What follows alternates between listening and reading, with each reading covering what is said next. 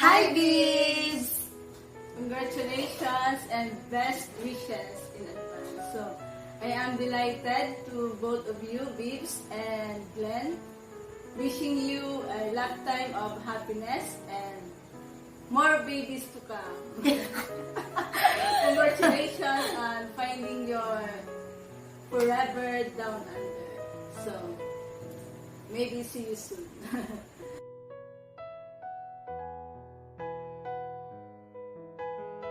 Hello, Beebs! Congratulations, and I'm grateful that you found your greatest love.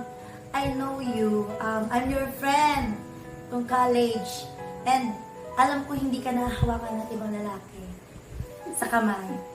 Ngayon, nakuha mo na meron nang makakahawak sa kamay. And I'm so happy for that.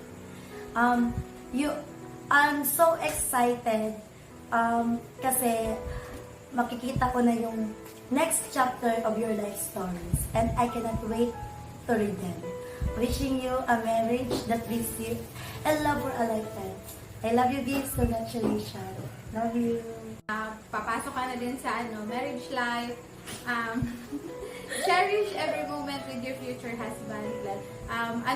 Advice ko lang, tiwala sa kada saro and mahabang pasensya para hindi kang para iriwal. So,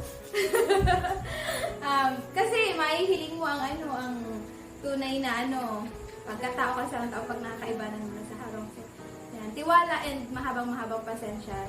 Of course, love. Para kayo. Excited na kami ni Malay. Yun lang, good luck and we're so happy para sa Indo ni Glenn. So, congratulations and best wishes. Para sabay-sabay tayo. May duwa ka ng inaanak. And then after, ikaw naman. Love you. Miss you. Bye-bye.